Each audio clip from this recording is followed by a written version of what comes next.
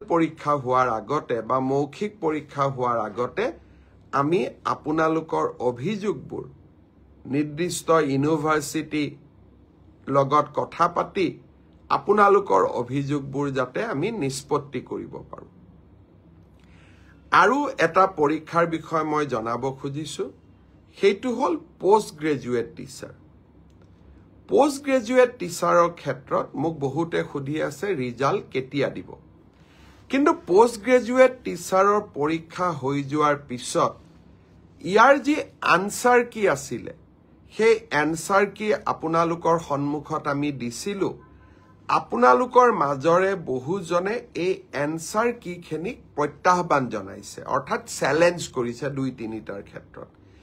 ইয়াৰ ক্ষেত্ৰত সিদ্ধান্ত ল'বলৈ 11 মাৰ্চ তাৰিখে এক্সপাৰ্ট কমিটি তেওঁলোকে এখন বৈঠক আহ্বান কৰিছে, যে যিসকলে এনসাৰ কি চ্যালেঞ্জ কৰিছে তেওঁলোকৰ যি আমাক কৈছে যে আপোনালোকৰটো ভুল আমাৰটো শুদ্ধ,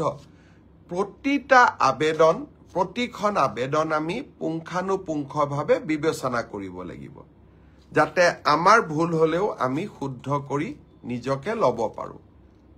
দিলীপ শইকীয়া ডাঙৰীয়া আমাৰ অসম ৰাজ্যিক বিজেপিৰ সভাপতি, তেখেতেও এই ব্ৰডকাষ্ট চাই আছে। দিলীপ শইকীয়া ডাঙৰীয়াক মই বহুত বহুত ধন্যবাদ জনাইছো যে আপুনি এই ব্ৰডকাষ্ট চোৱাৰ বাবে অলপ সময় উলিয়াইছে। আপোনাক বহুত বহুত ধন্যবাদ জনাইছো। এতিয়া 11 মাৰ্চ তাৰিখে এক্সপাৰ্ট কমিটি বহাৰ পিছত আপোনালোকক মই জনাব পাৰিম যে আমি কেতিয়া পোষ্ট গ্ৰেজুৱেট টিচাৰৰ পৰীক্ষাৰ ফলাফল দিব পাৰিম। সেই ধৰণে এলপি এমই পৰীক্ষাৰ ফলাফলৰ বিষয়েও আজি যেনেকৈ অসম আৰক্ষীৰ বিষয়ে মই একেলগে জনাইছো, 11 মাৰ্চৰ পিছত মই শিক্ষা বিভাগৰ গোটেই কেইটা নিযুক্তিৰ সম্পৰ্কত আপোনালোকক এনেকৈ আগতীয়াকৈ জনাবৰ বাবে মই প্ৰচেষ্টা কৰিম। তাৰ বাবে আপোনালোকে মোৰ পৰৱৰ্তী অৰ্থাৎ 11 মাৰ্চৰ পিছৰ কোনোবা এটা ফেচবুক লাইভৰ অনুষ্ঠানৰ বাবে অপেক্ষা কৰিব লাগিব। পুনৰ এবাৰ আপোনালোকক ধন্যবাদ জনাইছো। প্ৰায় 12,500 ব্যক্তিয়ে এই ফেচবুক লাইভ অনুষ্ঠান প্ৰত্যক্ষভাৱে চাই আছে। জিতু দাস ডাঙৰীয়াই লিখিছে, গ্ৰেট CM HBH ছাৰ, মৰমখিনি লৈছো কিন্তু মইতো গ্ৰেড হ'ব নোৱাৰো। টিকা কেশৱ তিমিছা তেওঁ গুড ইভিনিং দিছে। ৰমেন্দ্ৰ নাৰায়ণ কলিতা আমাৰ বিধায়ক, তেখেতে এই ফেচবুক লাইভ অনুষ্ঠান চাই আছে, মই ধন্যবাদ জনাইছো। মন্ত্ৰী পীযুষ হাজৰিকাই এই ফেচবুক লাইভ অনুষ্ঠান চাই আছে, তেখেতকো মই ধন্যবাদ দিছো। অনিল কুমাৰ কুটুম তেখেতে ফেচবুক লাইভ চাই আছে, মই ধন্যবাদ জনাইছো। মনীষ ভৰালী ধন্যবাদ জনাইছো। আফছাৰ আলী ধন্যবাদ জনাইছো। হবিদ মহম্মদ চৌধুৰী ধন্যবাদ জনাইছো। লক্ষ্যজিৎ বৰদলৈ ধন্যবাদ জনাইছো। কেইটামান নাম মই পঢ়িব পৰা নাই, তথাপিতো মই সকলোকে ধন্যবাদ জনাইছো। মমিতা নাথ মই ধন্যবাদ জনাইছো। কল্যাণী ৰয় আপুনি চাই আছে, মই আপোনাক ধন্যবাদ জনাইছো। সীমান্ত শইকীয়া মই ধন্যবাদ জনাইছো। তুলিৰাম ৰংহাং ডাঙৰীয়াই ফেচবুক লাইভ চাই আছে, মই আপোনাক ধন্যবাদ জনাইছো। সুকন্যা মৰাণ ফেচবুক লাইভ চাই আছে, মই ধন্যবাদ জনাইছো। পৰীক্ষিত দত্ত মই ধন্যবাদ জনাইছো। অহাকালি অসম বিধানসভাত জাষ্টিস বিপ্লৱ শৰ্মা কমিটিৰ প্ৰতিবেদন সম্পৰ্কে আলোচনা হ'ব।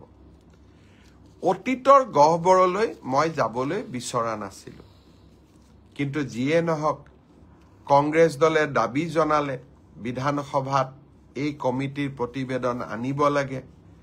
তেওঁলোকৰ দাবীক সন্মান জনাই বিধানসভাত এই কমিটিৰ প্ৰতিবেদন দাখিল কৰা হ'ল।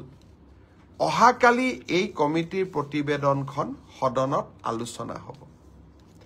আজি আমি নিযুক্তিৰ কথা কৈছো। অসমৰ যুৱক যুৱতীৰ ভৱিষ্যতক লৈ কংগ্ৰেছ দলে কেনেকৈ হেতালি খেলিছে। আৰু এক পংকিল পৰিৱেশৰ মাজত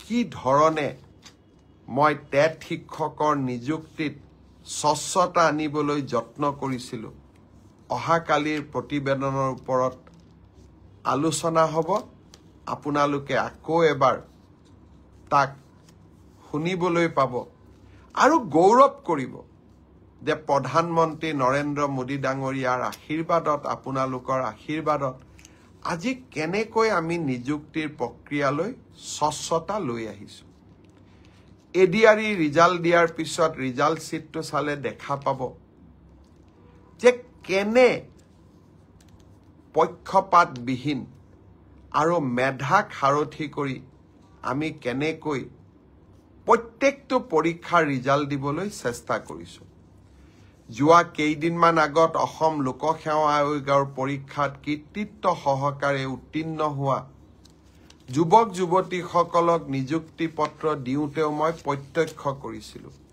যে কেনেকৈ অসমৰ মধ্যবিত্ত আৰু দৰিদ্ৰ সমাজখনৰ সপোনবিলাক আমাৰ চৰকাৰে মেধাৰ ভিত্তিত নিযুক্তিৰে পূৰ্ণ কৰিবলৈ সক্ষম হৈছে তেনে যাত্ৰা অব্যাহত থাকিব শেষত এডিআৰই পৰীক্ষাৰ ৰিটেনৰ পিছত বহুজনে হোৱাটছআপ যোগে আপোনালোকৰ এডমিট কাৰ্ডসমূহ মোৰ ওচৰলৈ পঠিয়াইছিল সহায় বিচাৰি বহুজনে ব্যক্তিগতভাৱে লগ পায়ো মোক এডমিট কাৰ্ড দিছিলে যে মামা দাদা পাৰিলে সহায় কৰি দিব মই বিনম্ৰতাৰে আপোনালোকৰ ওচৰত ক্ষমা খুজিছোঁ আপোনালোকৰ এই অনুৰোধ মই ৰাখিব নোৱাৰিলোঁ কাৰণ মেধাৰ ভিত্তিত নিযুক্তি আৰু মেধাৰ ভিত্তিত এডিআৰই পৰীক্ষা সম্পন্ন কৰাৰ বাবে আমি প্ৰতিশ্ৰুতিবদ্ধ